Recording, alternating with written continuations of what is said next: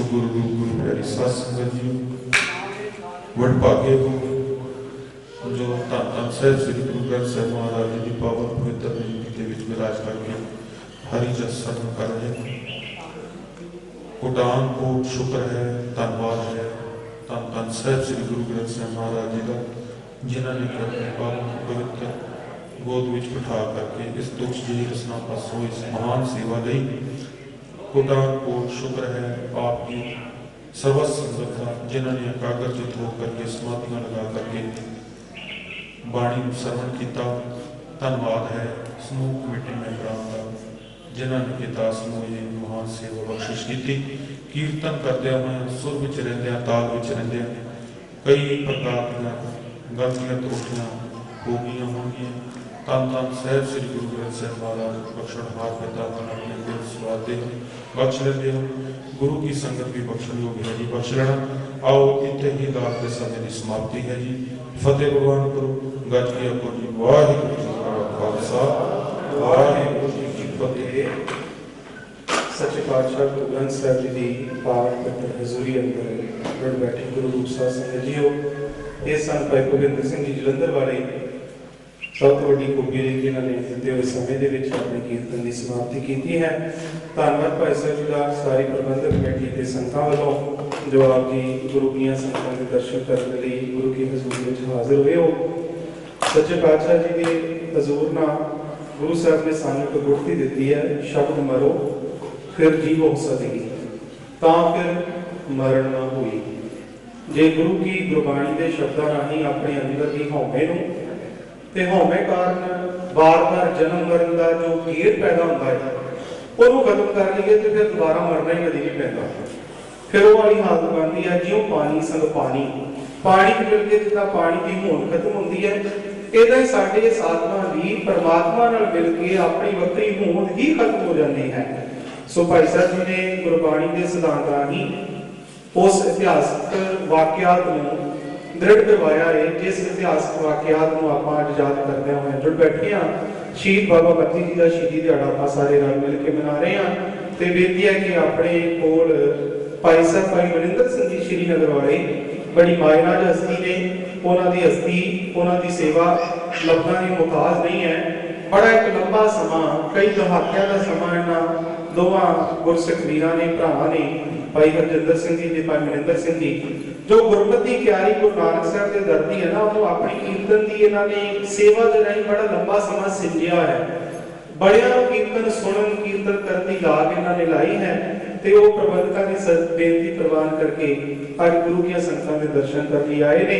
फिर मैं बेनती करदा आवाज सुन रही संगतां के गुरु प्यारे आओ गुरु की साहब की हजूरी का आनंद माणीए ते भाई साहब जी 1 घंटे के लिए गुरु की संगतां की सेवा निभाउणगे। आओ बड़े प्यार सत्कार नाल उन्हां पासों गुरबाणी कीर्तन सरवण करिए जी। इसे तरह सुरतां ते सरीर एकाग्र करके गुरु साहब की हजूरी का नित ते आनंद आपां माणदे रहिए जी। वाहिगुरू जी का खालसा वाहिगुरू जी की फतेह।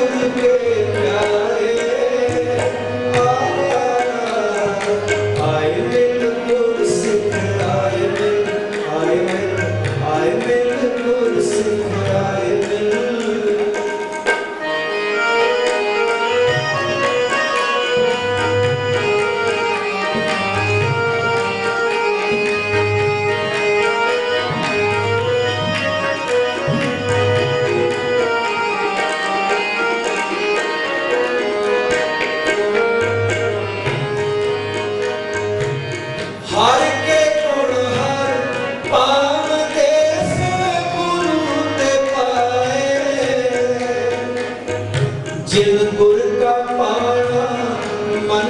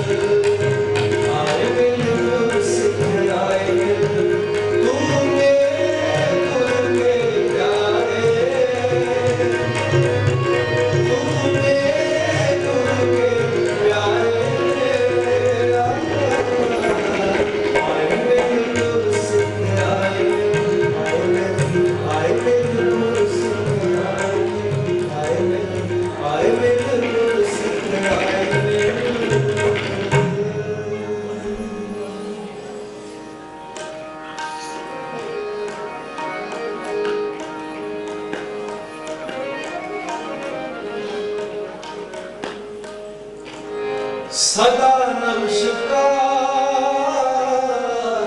सदा नमस्कार, सदा नमस्कार, सदा नमस्कार, सदा नमस्कार, सदा नमस्कार, सदा नमस्कार,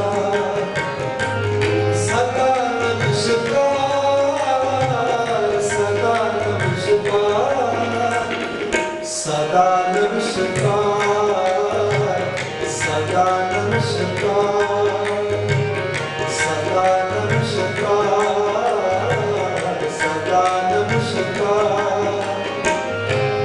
नानक तिस जन को सदा नमस्कार, नानक तिस जन को सदा नमस्कार, सदा नमस्कार, सदा नमस्कार, सदा नमस्कार, सदा नमस्कार, सदा नमस्कार,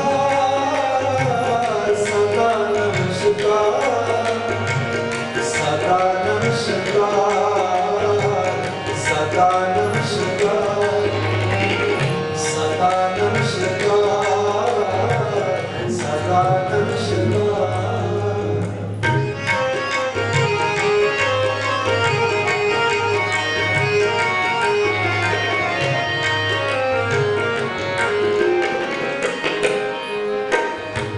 जो जाने तिस सदा सुख होए, जो जाने तिस सदा सुख होए, आप मिलाए लय प्रभ सोए, आप मिलाए लय प्रभ सोए। नानक तिस जन को सदा नमस्कार, नानक तिस जन को सदा नमस्कार,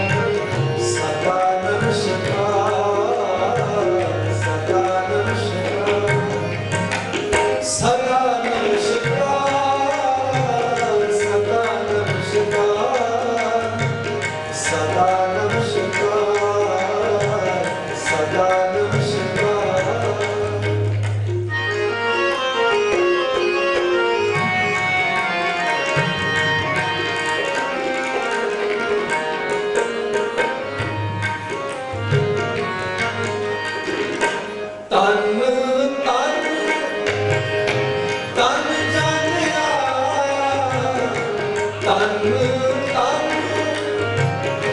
ਤਨ ਜਾਣਿਆ ਜਿਸ ਪ੍ਰਸਾਦ ਸਭ ਜਗਤ ਤਰਾਇਆ ਜਿਸ ਪ੍ਰਸਾਦ ਸਭ ਜਗਤ ਤਰਾਇਆ ਨਾਨਕ ਤਿਸ ਜਨ ਕੋ ਸਦਾ ਨਮਸਕਾਰ ਨਾਨਕ ਤਿਸ ਜਨ ਕੋ ਸਦਾ ਨਮਸਕਾਰ ਸਦਾ ਨਮਸਕਾਰ ਸਦਾ ਨਮਸਕਾਰ ਸਦਾ ਨਮਸਕਾਰ ਸਦਾ ਨਮਸਕਾਰ ਸਦਾ ਨਮਸਕਾਰ ਸਦਾ ਨਮਸਕਾਰ ਸਦਾ ਨਮਸਕਾਰ ਸਦਾ ਨਮਸਕਾਰ ਸਦਾ ਨਮਸਕਾਰ ਸਦਾ ਨਮਸਕਾਰ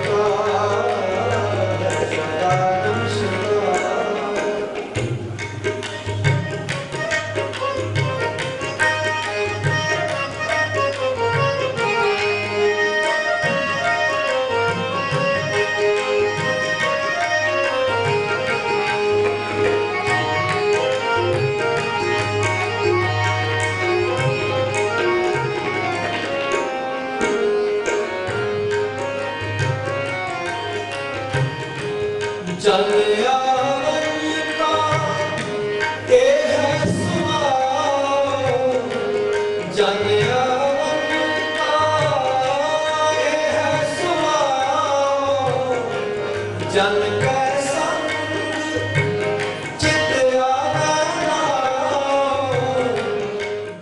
ਵਾਹਿਗੁਰੂ ਜੀ ਕਾ ਖਾਲਸਾ ਵਾਹਿਗੁਰੂ ਜੀ ਕੀ ਫਤਿਹ।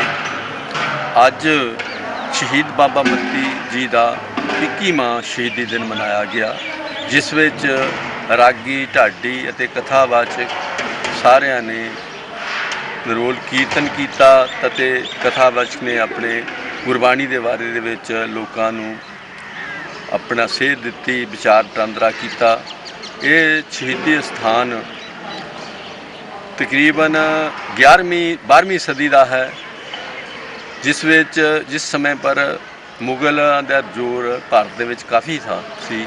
ਉਸ ਸਮੇਂ ਪਰ ਇਹ ਬਾਬਾ ਮੱਤੀ ਦੀ ਸ਼ਹੀਦੀ ਭੋਗਪੁਰ ਦੇ ਨਵਾਬ ਦੀ ਫੌਜਾਂ ਦੇ ਨਾਲ ਜੋ ਕਿ ਲੁੱਟ-ਪੁੱਟ ਕੇ ਵਿਆਉਣ ਗਏ ਇੱਟਾਬੱਦੀ ਪਿੰਡ ਦੇ ਵਿੱਚ ਲੁੱਟ-ਪੁੱਟ ਕੇ ਲੈ ਗਏ ਸਨ। ਉੱਥੇ ਉਸ ਟਾਈਮ ਪਰ ਦੋ ਫੌਜਾਂ ਦੀ ਲੜਾਈ ਹੋਈ, ਜਿਸ ਦੇ ਵਿੱਚ ਬਾਬਾ ਮੱਤੀ ਜੀ ਦਾ ਸਿਰ ਧੜ ਤੋਂ ਅਲੱਗ ਹੋ ਗਿਆ ਅਤੇ ਉਹਨਾਂ ਨੇ ਆਪਣਾ ਸਿਰ ਹੱਥ ਦੇ ਉੱਪਰ ਰੱਖ ਕੇ ਲੜਾਈ ਕੀਤੀ ਅਤੇ ਉਹਨਾਂ ਦੀ ਫੌਜਾਂ ਨੂੰ ਭਾਜ ਪਾਈ ਅਤੇ ਆਪਣੇ ਮਿਸ਼ਨ ਵਿੱਚ ਕਾਮਯਾਬ ਹੋਏ।